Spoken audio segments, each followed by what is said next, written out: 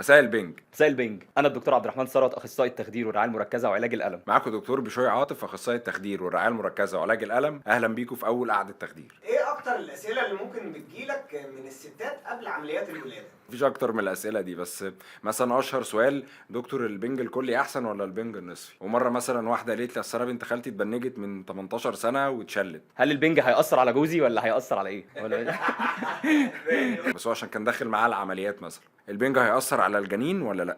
ده سؤال مهم.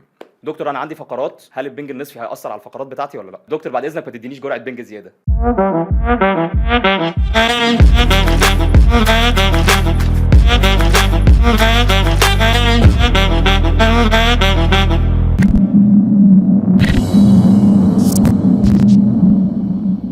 طيب تحب نبدأ بالولادة الطبيعي ولا الولادة القيصري؟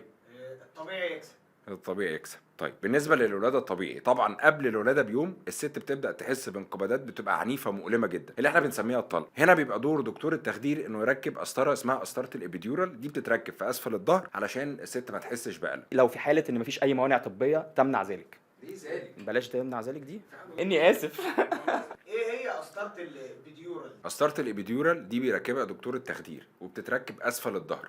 بعد ما بتتركب بنبدأ ان احنا نحقن فيها ادويه بنج موضعي علشان نقلل احساس الطلق والالم اللي موجود ساعتها، وفي نفس الوقت مش بنفقد الحركه او القدره على الحركه. انا قلت ايه؟ الحركه. وفي نفس الوقت مش بنفقد الحركه او القدره على الطلق. طب بنحتاج ايه بعد ما نركب قسطره الابيديورال؟ ما محتاجش حاجة. يا اسطى انت يعني تركب القسطره وتسيب العيان؟